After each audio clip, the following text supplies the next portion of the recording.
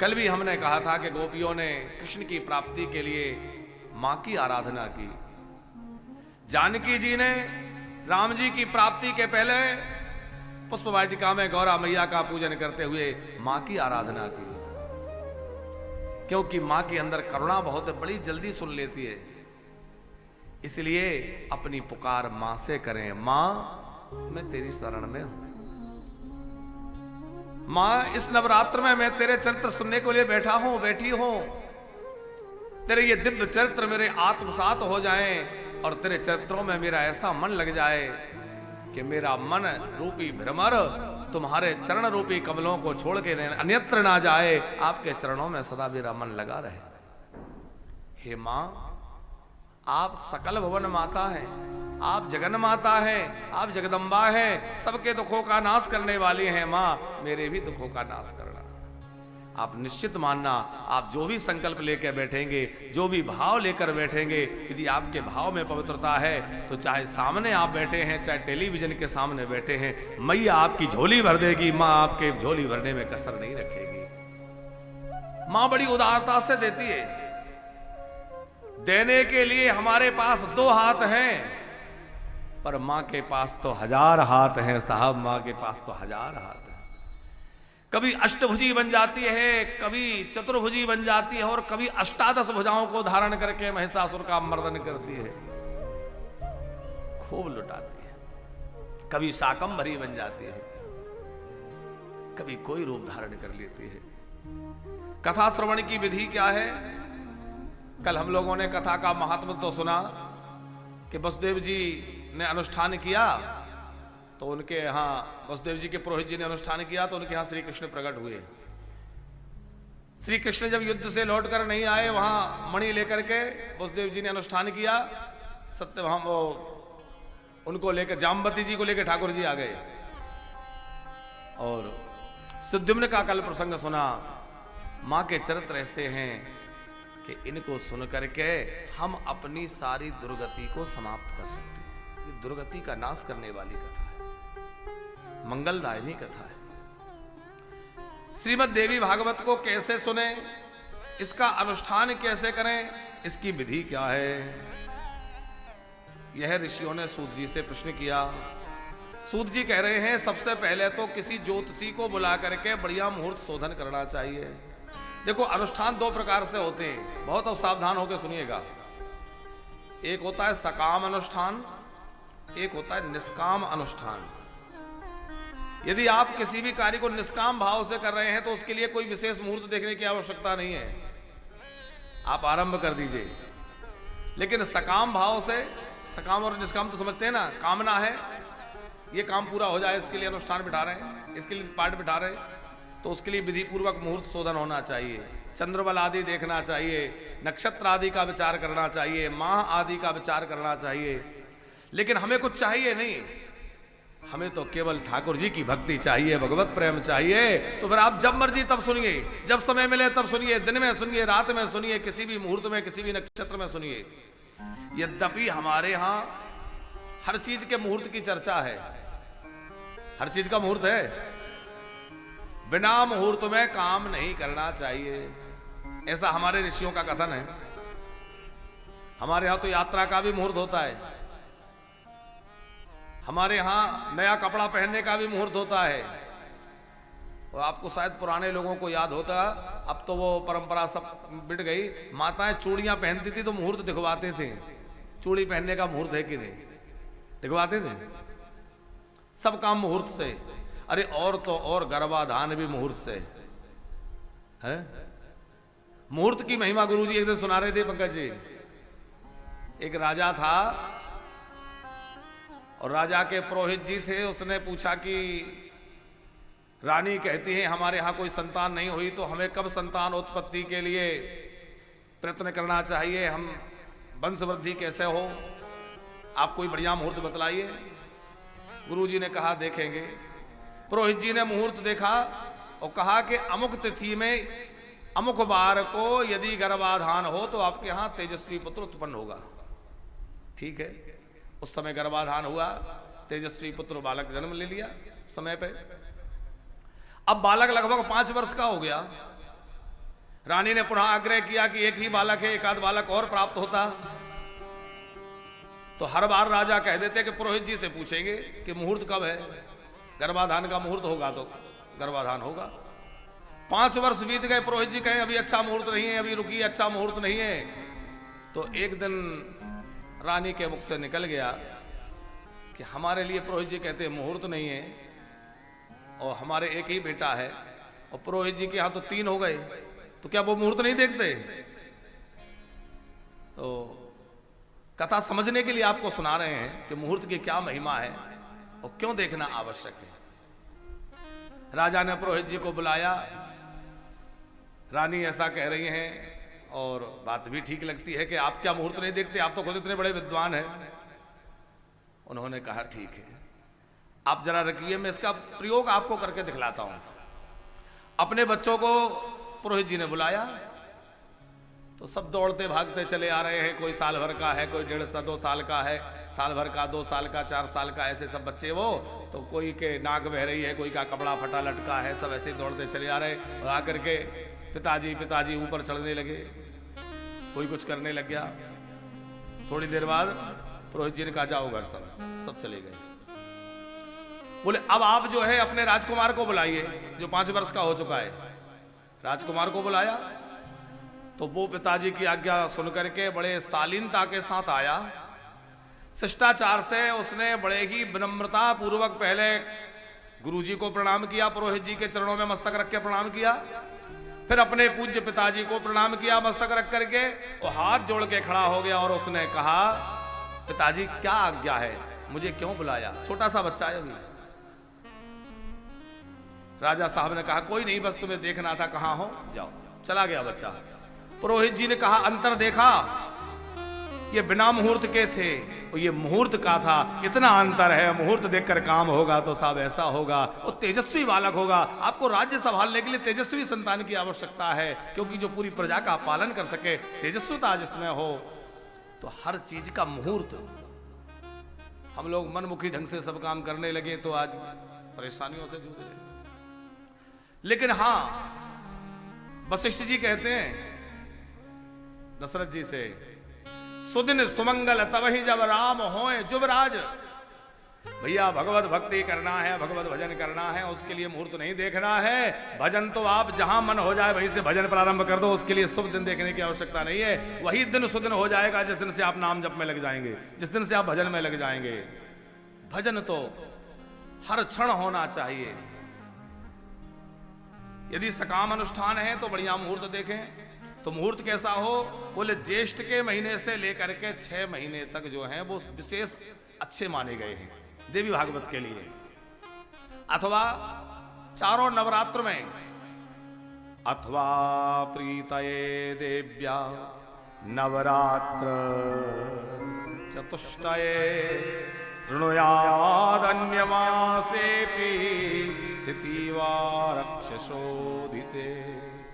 तिथि बार नक्षत्र आदि का शोधन करके किसी भी समय करें, अथवा चारों नवरात्र में देवी अनुष्ठान करें।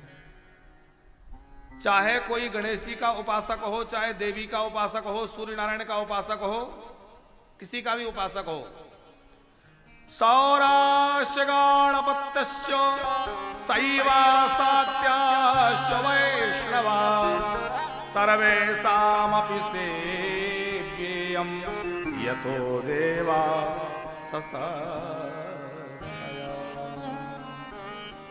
चाहे वह वैष्णव हो, सैव हो। कल भी हमने ये बात निवेदन की थी, सूत जी कह रहे हैं किसी भी संप्रदाय का हो, उसको श्रद्धा पूर्वक श्रीमद् देवी की भागवत की कथा सुननी ही चाहिए, क्योंकि इस कथा के सुनने से हमारे इष्ट में और अधिक प्रीति बढ़ेगी, हमारी भक्ति बढ़ेगी। हम यदि कृष्णोपासक हैं तो कृष्ण चरणों में अनुराग बढ़ेगा। हम यदि राम जी के भक्त हैं, राम जी के चरणों में प्रेम बढ़ेगा। हम शिव जी के भक्त हैं तो शिव जी के चरणों में प्रेम बढ़ेगा। और मां का ही रूप पार्वती जी हैं, क्या करती हैं? सहस नाम सम सोनी सेवो बानी। सहस नाम सोनी से सुरबानी। जपीजे पिए संग भवानी। जपीजे पिए संग भवानी। जपी जय ही प्रिय संग भवानी। भगवती भवानी राम नाम ही तो जपती हैं। तो हम यदि रामोपासक हैं तो देवी की पूजा से हमें क्या हानि हो सकती है? अरे वो राम मंत्र में ही लगाएंगे, राम नाम में लगाएंगे।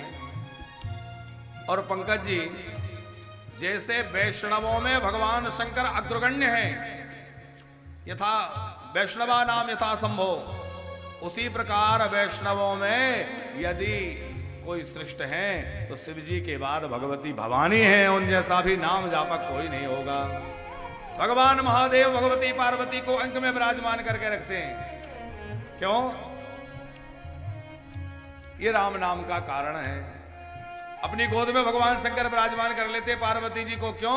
बोले ये परम नाम जापक हैं। और ऐसी नाम जापक को मैं अपने समान आसन नहीं बल्कि श्रेष्ठ आसन दूं तो क्या आसन दूं? बोले अपनी गोद में बिठा के रखूं जो राम नाम जपती है। ऐसा राम नाम जपने वाले हैं।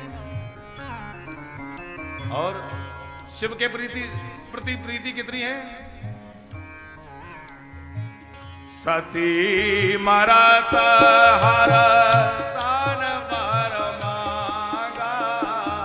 सती मरत हर सन बर मांगा। सती मरत हर सन बर मांगा। सती मरत हर सन बर मांगा। जन्म जन्म शिव पद अनुरागा। जन्म जन्म शिव पद अनुरागा। तो शिव जी की जन्म जन्म प्रीति चाहती है तो इनके जैसा सैप्य कौन होगा? निरंतर राम नाम जपती है इन जैसा वैष्णव कौन होगा? और गणपति जी बोले वो तो सदा इनकी गोद में विराजमान रहते हैं। गणपति जी को तो जो अत्यंत दुलार पूर्वक हृदय से लगाए रहती है तो इन जैसा गणपत्य कौन होगा? सूर्य नारायण को प्रकाशित करने वाली है, इन जैसा शौर्य कौन होगा? और भगवती भवानी तो है। तो भैया चाहे आप जिस देवता के उपासक हैं, प्रेम पूर्वक भगवती के चरित्रों को श्रवण करें। आपकी जिस देवता में निष्ठा है भगवती उसी को पुष्ट कर देगी। मां भगवती आपके उस भाव की पुष्टि कर देगी। ब्रह्माणाद्याशये वर्णा तृस्यास्तमृतस्तथा सकामश्चापि निसकामा पातव्यं हि कथामृतम्। ब्राह्मण क्षत्रिय वैश्य शूद्र कोई भी हो, चाहे ब्रह्मचारी हो, गृहस्थ हो, वानप्रस्थी हो, सन्यासी हो, स्त्री हो, पुरुष हो, अंत्यज्य हो, पतित हो, पापी हो, सब इस कथा के अधिकारी हैं। सब इस कथा को श्रवण करें। लेकिन अधिकारी कौन नहीं है वो भी लिखा है। अब ये भी सुन लें कि किसको कथा सुनने का अधिकार नहीं है। कथा श्रवण निष्ठानाम वक्ष्यामि नियमाद्वजा। ब्रह्म विष्णु महेशानाम मध्ये भेद दर्शिना। जो ब्रह्मा विष्णु महेश इनमें भेद करे, जो कहे कि ये बड़ा है ये छोटा है, हम इसके भगत हैं इसको नहीं पूजेंगे, ऐसा भेद बुद्धि रखने वाला है, हरिहर में भेद करने वाला है, वो कथा का अधिकारी नहीं है। जो दूसरों से द्वेष करने वाला है, दूसरों की उत्कर्ष को देखकर जिसको पीड़ा होती है। कई लोग होते हैं कि दूसरे को खुश देख करके खुश हो जाते हैं। वाह भगवान ने कैसी बढ़िया कृपा कर रखी है। कुछ लोग होते हैं दूसरे की संपत्ति देख करके उन्हें लगता है मानो मेरी संपत्ति लुट गई हो, परेशान हो जाते हैं। तो जो दूसरे की विपत्ति देखकर हर्षित होते हैं वो कथा के अधिकारी नहीं हैं। देवी भक्ति विहीनाय पाखंडाय हिंसका खला विप्रद्रोही नास्तिकाय नाते योग्या कथा श्रवे। जो देवी में श्रद्धा नहीं रखता, देवी के चरणों में जिसकी निष्ठा नहीं है, जो पाखंडी है, जो हिंसक है, जो खल है, जो विप्रद्रोही है और जो नास्तिक है, वो लोग कथा के अधिकारी नहीं है। क्योंकि कथा तो श्रद्धा का विषय है, श्रद्धा से कथा सुने। कथा जीवन की व्यथा मिटा देती है साहब। बहुत सुंदर कथा के नियम श्री सूत जी ने बतलाए हैं। गरिष्ठ अन्न भोजन ना करें। इन 9 दिनों में जो लोग नवरात्र व्रत कर रहे हैं उन लोगों के लिए भी विशेष बातें हैं ये। बैगन ना खाएं, गाजर ना खाएं, मूली ना खाएं, हींग ना खाएं, तेल से बचें, तेल का सेवन अधिक ना करें जिससे गरिष्ठता ना हो। सात्विक भोजन करें। कथावृत्ति को एक समय भोजन करना चाहिए, पत्तल में भोजन करना चाहिए, पत्रावली में भोजन करे, हो सके तो भूमि सहन करे। और यदि इतने नियम हो जाएं तो बहुत अच्छा है, ना हो सके तो जितना हो उतना करे, पर अधिक से अधिक मां का नाम जपता रहे। वो जो है जितना हो सके अधिक से अधिक नवारण मंत्र का जप करें। नवारण मंत्र आप सब लोग जानते हैं, ऐं ह्रीं क्लीं चामुंडाय विच्चै। यह जो नवारण मंत्र है इसमें ऐं महासरस्वती, ह्रीं महाकाली और क्लीं महालक्ष्मी, जो तो इनो देवियां जो हैं महाकाली, महालक्ष्मी, महासरस्वती, तीनों का बीज मंत्र है और भगवती चामुंडा का स्मरण है। इस नवारण मंत्र का जप करते हुए कथा सुने, अथवा कथा के बाद अवसर प्राप्त होने पर जितना अवसर मिले उतने में इस नाम का, इस जो है मंत्र का जप करें। अथवा अधिक से अधिक गायत्री मंत्र का जप दुजों को करना चाहिए। इसमें लिखा है कि जो देवी की कथा सुन रहा है उसको यदि अधिकार प्राप्त है तो गायत्री मंत्र का खूब अनुष्ठान कर, गायत्री मंत्र का खूब जप करना चाहिए। देवी भागवत का पाठ हो तो अच्छा है, ना हो पाए तो भी उसमें लिखा है कि दुर्गा सप्तशती का पाठ करें और गायत्री मंत्र का जप ब्राह्मण करें, नवारण मंत्र का जप करें। न गायत्र्या परो धर्मो न गायत्र्या परम तपः न गायत्र्या समो देवो न गायत्र्या परो मनुः। गायत्री से बढ़कर के कोई धर्म नहीं है। ग्रंथ में से पढ़ के कह रहे हैं हम, देवी भागवत के महात्म्य में स्कंद पुराण में लिखा है गायत्री से बढ़कर कोई धर्म नहीं है, न इससे बढ़कर कोई तप है, न कोई देवता है और ना ही इससे बढ़कर कोई मंत्र है। इसलिए गातारम त्रायते यस्मात्। गायत्री क्या है? गातारम त्रायते यस्मात् गायत्री तेन सोच्यते सात्र भागवते देवी सरहस्त्या प्रतिष्ठिता। भगवती गायत्री जो है, इसको गायत्री के जपने से सांगता सिद्धि पुराण की हो जाती है। कोई कमी विधि में रह जाए तो गायन करने वाले का जो 100 प्रकार से रक्षण करे, उसको 100 प्रकार से त्राण करके और उसको भगवत चरणों में पहुंचा दे, वो गायत्री है। पुराणानाम तु सर्वेषां श्रवणाद्यस्त फलम लभेत तस्मात् शृणु पुण्यम देवी भागवता लभ्यते। सभी पुराणों के सुनने से जो फल प्राप्त होता है उससे भी 100 गुना पुण्य श्रीमद् देवी भागवत के श्रवण मात्र से हो जाता है। अन्य पुराणों के श्रवण से जो फल होता है उससे 100 गुना अधिक फल श्रीमद् देवी भागवत की कथा को सुनने से होता है। बोली जगदम्बे मातु की जय। तो ऐसे भगवती के चरित्रों को हम श्रवण करें। श्रवण विधि हम लोगों ने संक्षिप्त रूप में श्रवण की। अब जो है एक और नियम इसमें कहा गया है कि कन्या का पूजन करें। हो सके तो नित्य प्रति कन्या का पूजन करें अथवा 9 कन्याओं का पूजन प्रतिदिन करें। आगे हम आपको बतलाएंगे कि किस कामना से कितनी उम्र की कन्या का पूजन करना चाहिए, किस वर्ण की कन्या का पूजन करने से क्या फल प्राप्त होता है। यह भी देवी भागवत में लिखा है किस वर्ण की कन्या का पूजन करें, किस अवस्था की कन्या का पूजन करें। भगवान वेदव्यास कहते हैं कि 1 वर्ष तक की कन्या गंधा अक्षत पुष्प आदि के उपचार को नहीं समझती तो उसको बंधन तो करें, वो भी देवी रूपा है।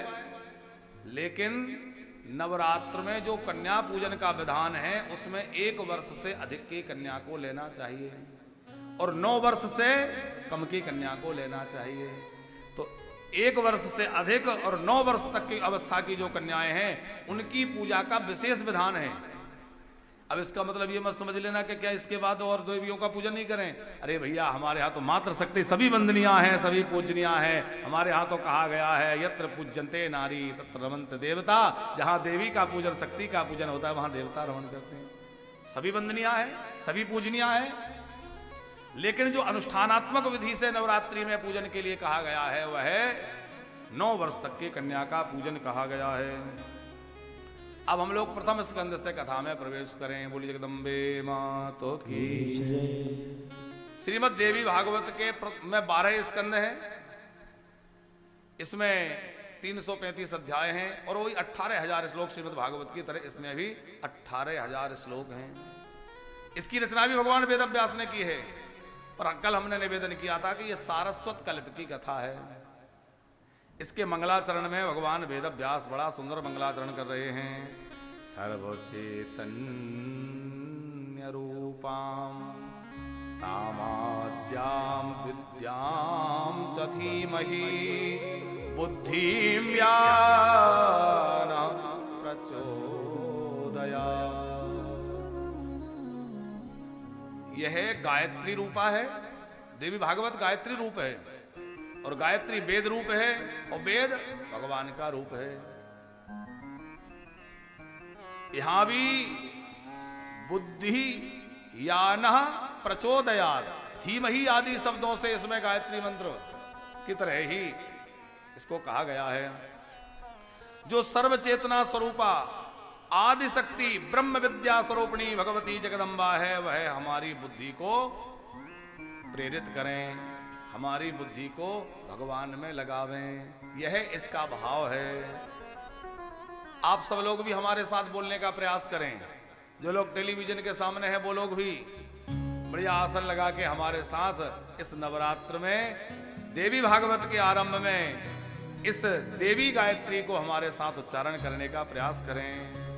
सर्वचैतन्य रूपा सर्वचैतन्य रूपा सर्वचैतन्य रूपा सर्वचैतन्य रूपा तामाद्याम तामाद्याम तामाद्याम तामाद्याम विद्याम च धीमहि विद्यां च धीमहि विद्याम च धीमहि विद्यां च धीमहि बुद्धिं यः बुद्धिं या बुद्धिं या नः प्रचोदयात् नः प्रचोदयात् बुद्धिं या नः प्रचोदयात् बुद्धिं या नः प्रचोदयात्। बोलिए अंबिके मातु की जय। अब कथा आरंभ करते हुए व्यास जी कह रहे हैं, नैमिषारण्य में शौनकादिक ऋषि बैठे हैं। उन्होंने सूत जी को प्रणाम किया और सूत जी को आशीर्वाद भी दिया, आप दीर्घजीवी हों। और सूत जी से कहा, हे सूत जी, आप पुराण वेदता हैं, आप कृपा करके हमारे कर्णपुटों को सुंदर भगवती के चरित्रों से भर दीजिए। सूत सूत महाभाग धन्योसी पुरुषस्या यदि तास्त्वया सम्यग पुराणम सन्निहिता शोभा। आप हमें सुंदर कथानक सुनाइए। हम धन्य हैं जो आप जैसे महापुरुष हमें प्राप्त हुए कथा सुनाने के लिए, जो साक्षात वेद व्यास जी के शिष्य हैं। आप हमें बढ़िया कथा सुनाइए। और इतनी बढ़िया बात कह रहे हैं पंकज जी, सोनक जी, कि जो मनुष्य श्रवणेन्द्रिय युक्त होकर भी केवल जिह्वा के स्वाद में लगा है। हमें भगवान ने स्वाद लेने के लिए जीव तो दिए, पर स्वाद लेने के लिए कान भी दिए हैं। आप कहेंगे कान सुनने के लिए हैं कि स्वाद लेने के लिए हैं? हम नहीं, सोनक जी कह रहे हैं यहाँ, बोले ये भी स्वाद लेने के लिए हैं। श्रोतेन्द्रिय युतः सूत नरास्वाद विचक्षणा न श्रवन्ति पुराणानि वंचिता विदनाहि वंचिता विदनाहिते। बोले भोजन में 6 प्रकार के रस होते हैं मूल रूप से, उसको बोलते हैं षड रस। हम जिह्वा से षड रस का आनंद लेते हैं, और भैया कानों से तो 9 रस। साहित्य के कितने रस हैं? 9 रस हैं। तो साहित्य के 9 रस हैं। उन 9 रस जिह्वा से तो वो षड रस लेने में हम लगे हैं, कभी त्यक्त, कभी अम्ल, कभी मधुर आदि आदि पाने में लगे हैं। पर भैया जो 9 रस हैं उनको कानों से श्रवण करो, और कानों में फिर देखो कैसे मिश्री सी घुल जाती है, कैसा आनंद आता है भगवत चरित्रों को सुन के। सोनक जी कह रहे हैं कि सर्प के कान नहीं होते, सर्प को कान नहीं होते, फिर भी वह मीठी बांसुरी की धुन सुनकर के, उसकी वीणा की धुन, क्या कहते हैं उसको, वो सपेरा बजाता है, बीन, हाँ, बीन की धुन सुनकर के और त्वचा से उसको ग्रहण करके, और सर्प जो है नाचने लग जाता है। सर्प को कान नहीं होते, फिर भी वह बीन की मधुर ध्वनि को सुनकर के मुग्ध हो जाता है। और हम कैसे कान वाले हैं जिनको इतने बड़े बड़े कान हैं, और भगवान के चरित्रों को सुन के मुग्ध नहीं हो जाते? भगवान के चरित्र हमें मुग्ध नहीं कर देते। जिन्हें हरि कथा सुनी नहीं काना, श्रवण रंध्र वही भवन समाना। श्रवण रंध्र ही भवन समाना।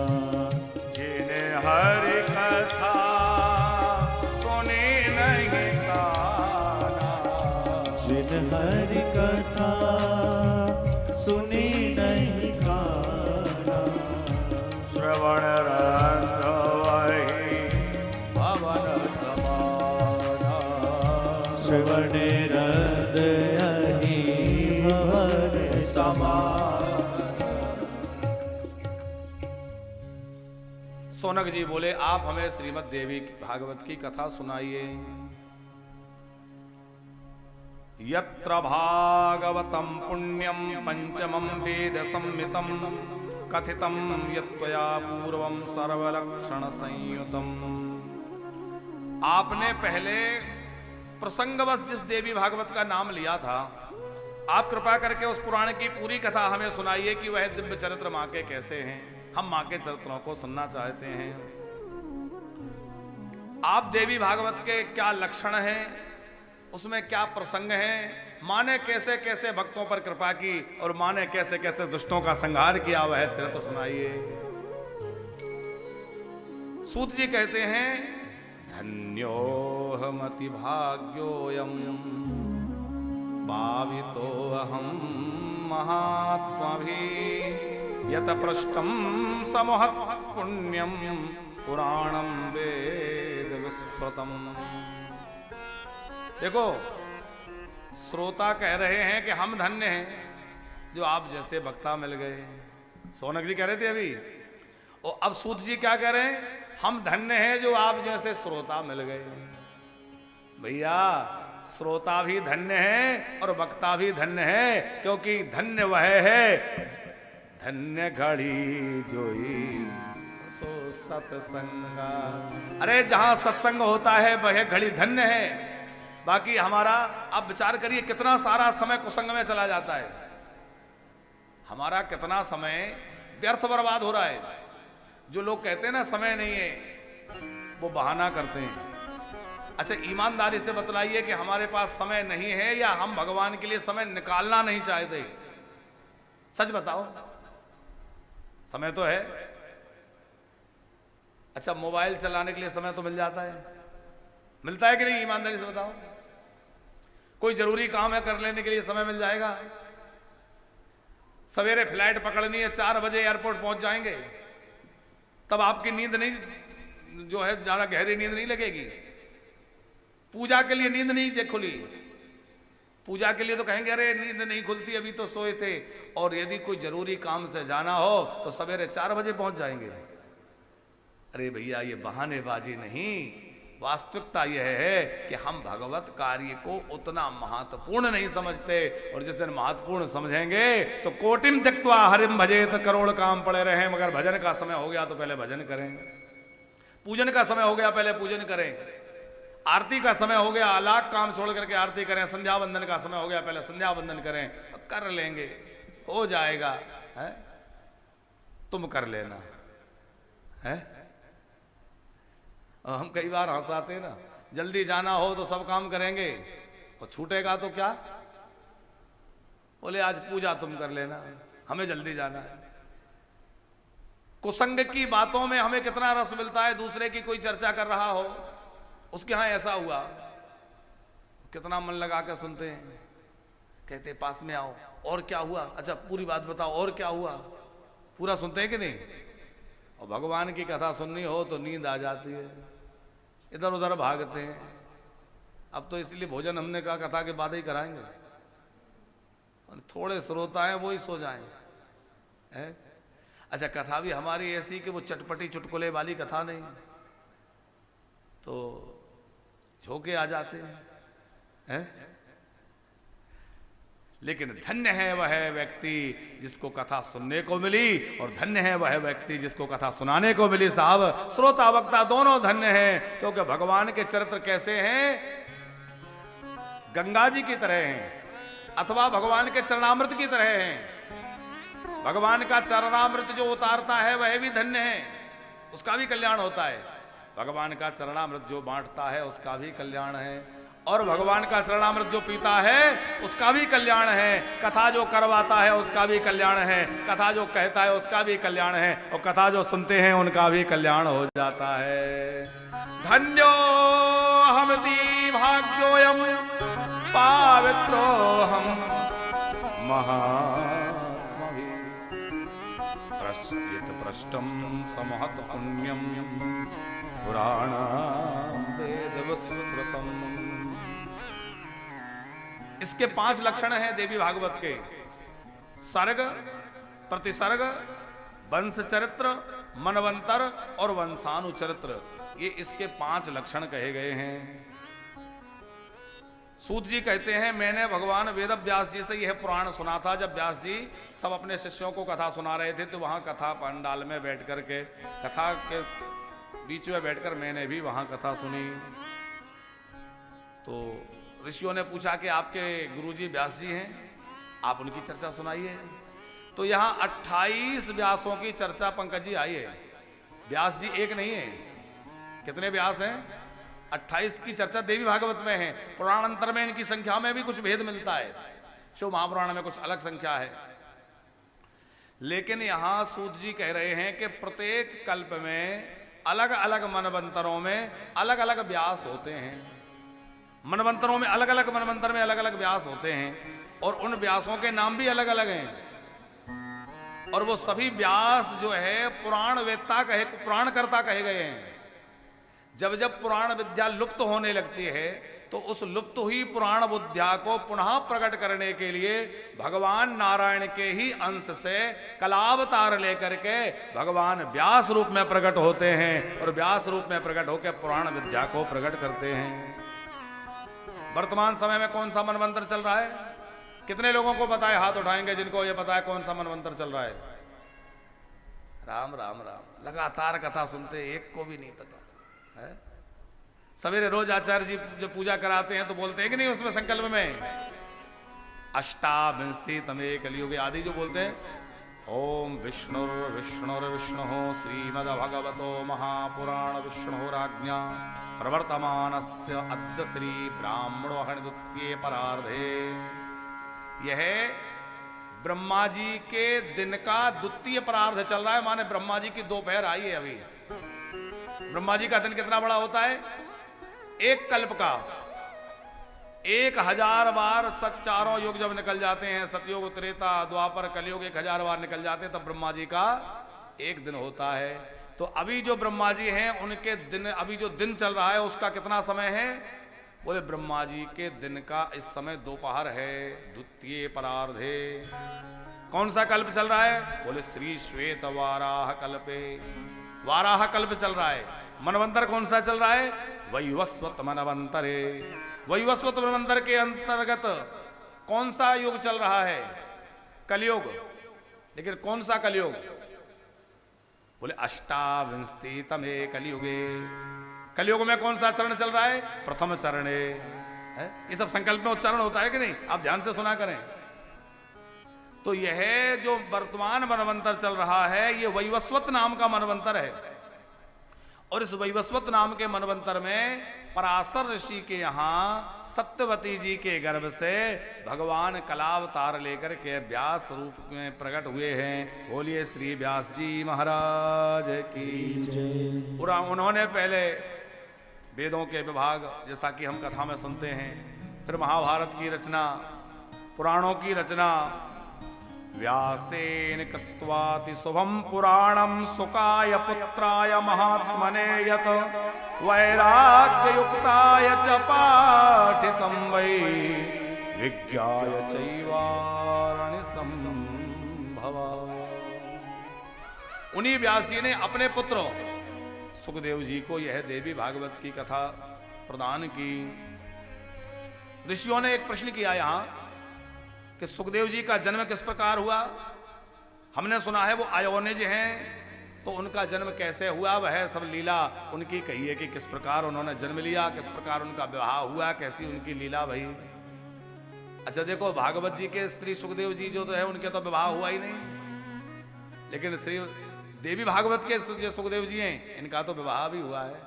सुंदर कथा है इनके प्राकट्य की। सूत जी महाराज कह रहे हैं, एक समय की बात है, श्री व्यास जी महाराज सरस्वती नदी के तट पर बैठ करके अपने सम्यक्प्रास नाम के आश्रम में और भजन कर रहे थे। सहसा उनकी दृष्टि सामने गई, दो पक्षी युगल। उन्होंने अभी अभी एक अंडे को फोड़ा, तो वो अंडे से उनका बच्चा निकला, चहकता हुआ, लाल लाल चोंच है, अभी पंख निकले नहीं है, चिचहा रहा है, बड़ा सुकोमल है, फुदक रहा है। और वो गौरैया के पक्षी जो हैं उसके माँ बाप, वो दोनों उससे लाड़ लड़ा रहे हैं, उड़ के जा रहे हैं, वहां से कुछ तिनका लेके आ रहे हैं, कोई उसके खाने की वस्तु लेके आ रहे हैं, उसके चोंच में देख रहे हैं, चोंच से चोंच लड़ा रहे हैं। ये सब देख रहे थे भगवान वेदव्यास। और ये देख करके व्यास जी के मन में हुआ कि देखो, पशु पक्षियों में भी संतान के प्रति इतना प्रेम होता है, और मैं जब देखो भजन में ही लगा हूं, मैं भी, मेरे यहां भी तो संतान होना चाहिए। पंकज जी, भगवान की माया कितनी प्रचंड है। अष्टादश पुराण के रचयिता, महाभारत जैसे ग्रंथ के प्रणेता, और व्यास जी महाराज एक पक्षी के जो है पुत्र स्नेह को देख करके, और इनके अंदर पुत्र इच्छा प्रकट हो गई, पुत्रष्णा प्रकट हो गई, मेरे भी पुत्र होना चाहिए। और कहां तक हो गई, ध्यान से सुनना प्रसंग को। ऐसा नहीं कि मन में थोड़ा सा भाव आ गया कि पुत्र मेरे भी हो जाता। उनके उस स्वरूप को देखकर इनके मन में क्या आया? अपुत्रस्य गतिर्नास्ति स्वर्गो नैव च नैव च पुत्रादन्यरथ नास्ति परलोकस्य साधनम। बोले बिना पुत्र के तो जीवन ही बेकार है, बिना पुत्र के स्वर्ग नहीं मिलेगा, बिना पुत्र के जीवन धिक्कार है। ऐसे भाव भी व्यास जी के मन में आने लग गए। ये तपस्या ये सब तो ठीक है, पर घर में पहले पुत्र होना चाहिए। पुत्र नहीं होगा तो श्राद्ध कौन करेगा, तर्पण कौन करेगा, आदि आदि बड़ा प्रकरण लंबा है भागवत जी के, देवी भागवत में। ये कि व्यास जी ये सोचने लग गए, ये माया ही तो है। अब इसमें दो बातें हैं। पहली बात तो यह है कि भगवद इच्छा, जो मूल बात है वो है भगवद इच्छा, कि भगवान चाहते हैं कि सुखदेव प्रकट हों, और सुखदेव प्रकट होंगे तभी लोक हित होगा, संसार के हित का बड़ा काम सुखदेव जी के द्वारा होगा। संसार हित के लिए भगवान सुखदेव जी को प्रकट करना चाहते हैं, इसलिए ये सब लीला भाई। लेकिन दूसरी दृष्टि से देखा जाए तो माया इतनी प्रबल है, जिसमें व्यास जी जैसे कह रहे हैं, अपुत्रस्य गतिर्नास्ति, बिना बेटा के तो सब बेकार है, बिना संतान के सब बेकार। आपने सौभरी ऋषि का प्रसंग कभी सुना है? भागवत जी में प्रसंग है, अब उस समय नहीं रहता, जल्दी जल्दी कथा होती है। सौभरी नाम के एक बड़े तपस्वी महात्मा थे, जंगल में रहते, कंदमूल फल खाते, निराहार रह के भजन करते, कभी कंदमूल फल भागा भजन करते, हजारों वर्ष तपस्या करी, शरीर ढल चुका, शरीर में झुर्रियां पड़ गई, बड़े बड़े जटाएं, और एक बार स्नान के लिए गए, जल में स्नान किया और वहीं संध्या वंदन करने लगे। और क्या देखा इन्होंने कि एक मत्स्य और एक मछली जल में विहार कर रहे हैं। उनकी क्रीड़ा को देख करके, जल क्रीड़ा को देख करके इनके मन में भाव आ गया कि मैं भी विवाह कर लेता, मेरे भी पत्नी होती, हम लोग भी ऐसे आनंद से रहते। ये लोग कितना बढ़िया विहार कर रहे हैं, कितना बढ़िया इनका जीवन है, तो हम अकेले बैठे हैं जंगल में। अरे ये पशु पक्षी भी देखो पानी में भी कितना मौज से रह रहे हैं, हमारे भी घर में गृहिणी होती, हम भी आनंद से रहते हैं। अच्छा, गृहिणी ना हो तो लोगों को यही लगता है आ जाएगी तो बड़े सुख से रहेंगे, पर आने के बाद पता चलता है सुख कितना मिला, ये तो जिनकी हो गई वो ही जानते हैं। सच्ची बात है कि नहीं है? क्यों पंकज जी? वो तो बाद में ही पता चलता है। अब जो है सौभरी ऋषि भी सोचने लग गए। अच्छा, हमारे सुनील भैया की तो हो गई ना, हाँ हाँ, इसीलिए मुस्कुरा गए। देखो, सौभरी ऋषि ने सोचा कि मुझे भी पत्नी मिलना चाहिए। अब महात्मा तो महात्मा बोले कहां से पत्नी की क्या व्यवस्था हो, तो कहां गए? वहां के राजा के पास। राजा के 50 बेटियां थी, सब युवतियां थी, सभी युवती थी, और संभवतः सब जुड़वाई थी। तो 50 बेटियां थी, श्रीमद् भागवत की कथा है। और इन्होंने सोचा कि राजा से कहेंगे 50 बेटियां, एक बेटी हमें कन्यादान कर दो, हम ब्याह कर लेते हैं। अब ये बाबा जी जटा बांध करके, कमंडल लेकर के और लंगोट लगाए पहुंच गए। महाराज राजा ने खूब सत्कार किया, स्वागत किया, अभिवादन किया, आसन पे बिठाया, आरती पूजा सब भाई जैसे महात्माओं की राजा करते। और उसके बाद पूछा कि महात्मन कोई आज्ञा दीजिए। बोले आज्ञा वाज्ञा कुछ नहीं, एक कन्यादान कर दीजिए, हमें ब्याह करना है। और राजा का तो दिमाग खराब हो गया। बोले क्या कह रहे हैं बूढ़े महात्मा? हाँ, बोले नहीं, हमारी इच्छा हो गई, हमें विवाह करना है। अब राजा ने सोचा कि मैं इनको मना करूं कि नहीं, मैं बेटी का ब्याह तुमसे नहीं कर सकता, तुम बूढ़े महात्मा कहां रखोगे बेटी, राजकुमारी है, जंगल में कहां रखोगे?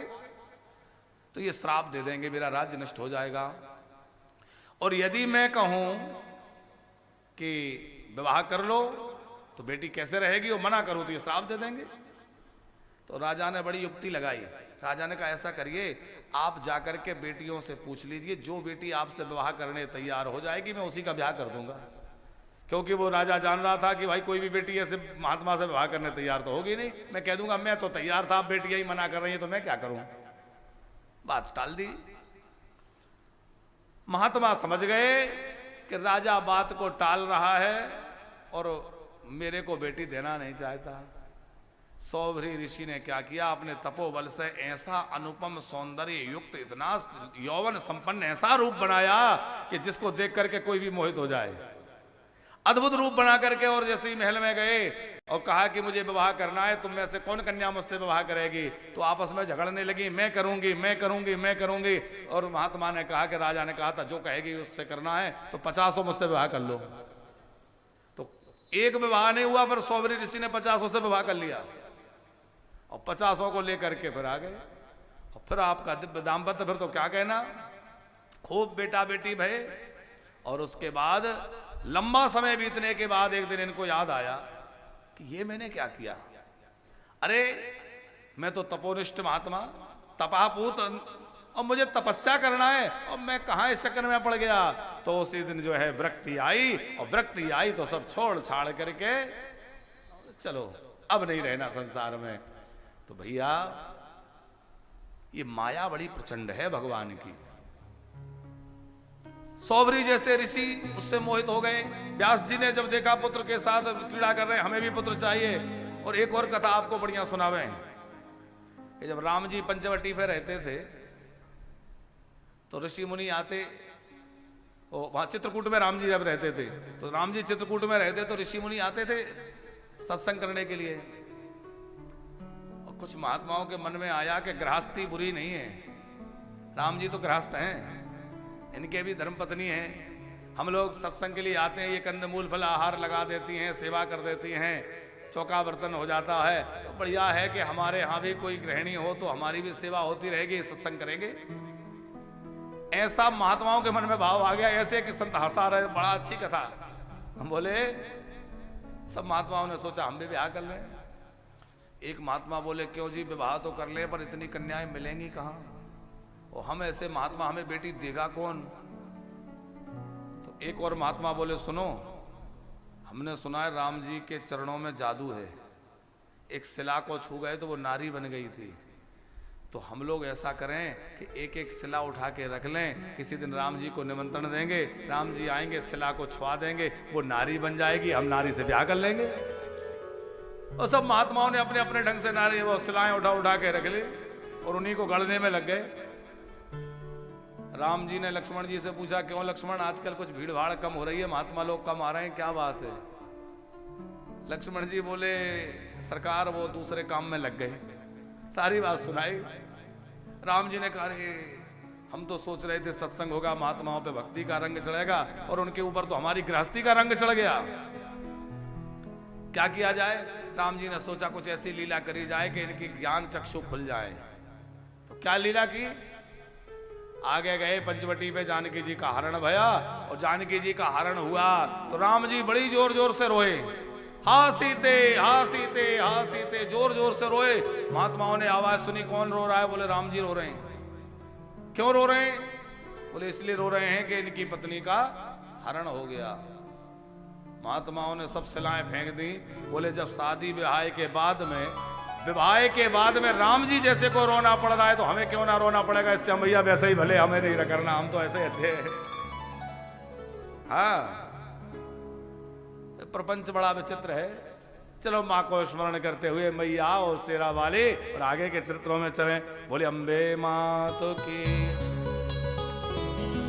मैया ओ शेरों वाली, ऊंचे पहाड़ों वाली, विनती सुनो हमारी, आए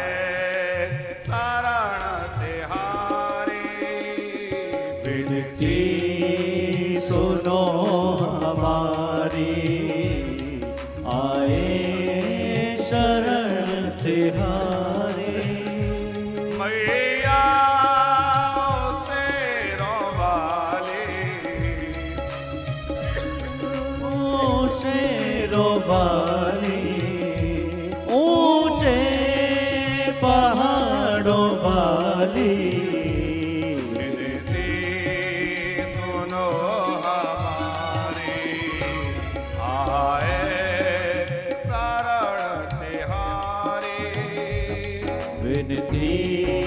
सुनो हमारी, आए शरण तिहारी।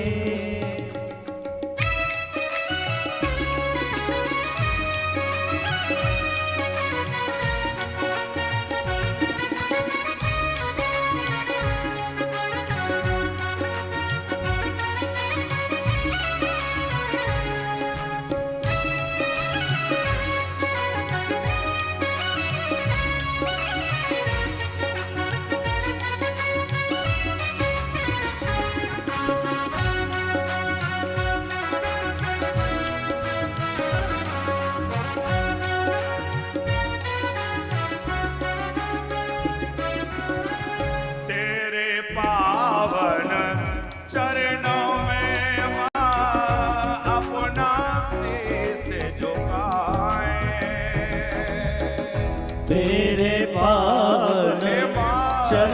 में माँ अपना शीश झुकाए। तेरी महिमा गागा करे माँ तुमको आज मनाए। तेरे महिमा गागा करे माँ तुमको आज मनाए। कब तेरा माँ दर्शन पाए सोया भाग्य जगाए। कब तेरा माँ दर्शन पाए सोया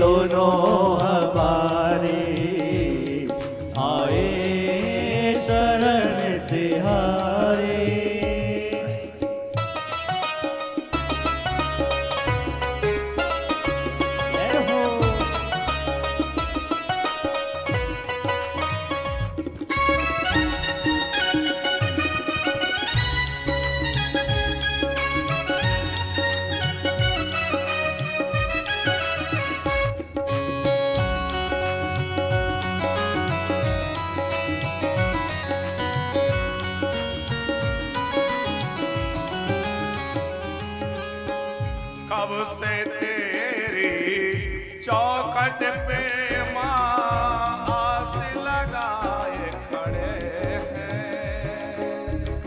कब से तेरी चौखट पे माँ आस लगाए खड़े हैं। ओ तेरे दर्शन करने को माँ शरण तुम्हारी पड़े हैं। ओ तेरे दर्शन करने को पड़े हैं। अब तो आओ दरस दिखाओ, अब ना तेरे लगाओ।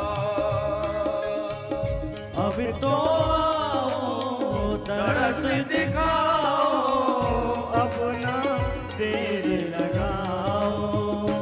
जयकारा तेरा गाए मैया तुम्हें मनाए। विनती सुनो हमारी, आए शरण तिहारी। विनती सुनो हमारी, आए शरण तिहारी। मैया शेरों वाली, ऊंचे पहाड़ों वाली। विनती सुनो हमारी, आए शरण तिहारी। विनती सुनो हमारी, आए शरण तिहारी।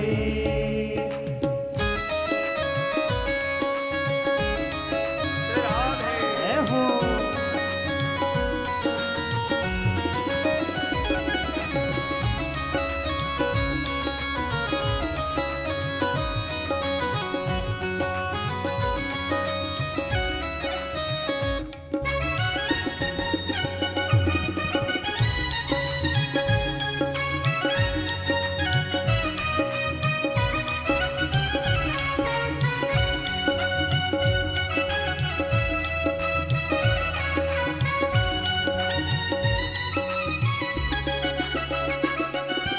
ओ माँ बेटे का रिश्ता मैया दीपक बाती जैसा।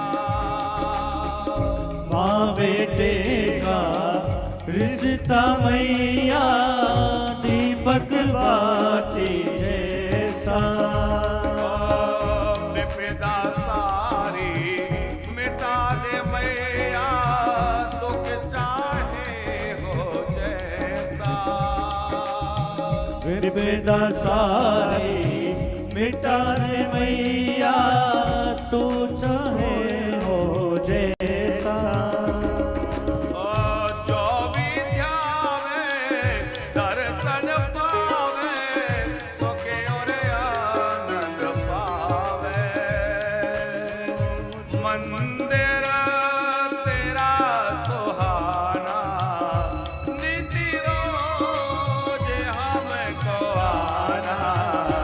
विनती सुनो हमारी, विनती सुनो हमारी। मैया सुनो हमारी, आए शरण तिहारी। मैया शेरों वाली, ऊंचे पहाड़ों वाली।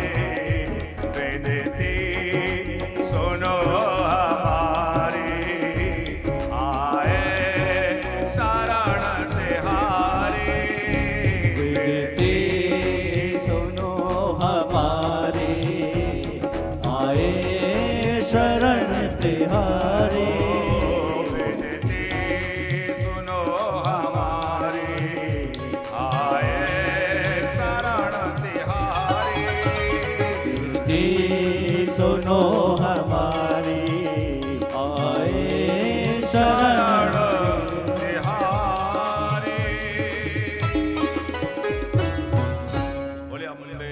मां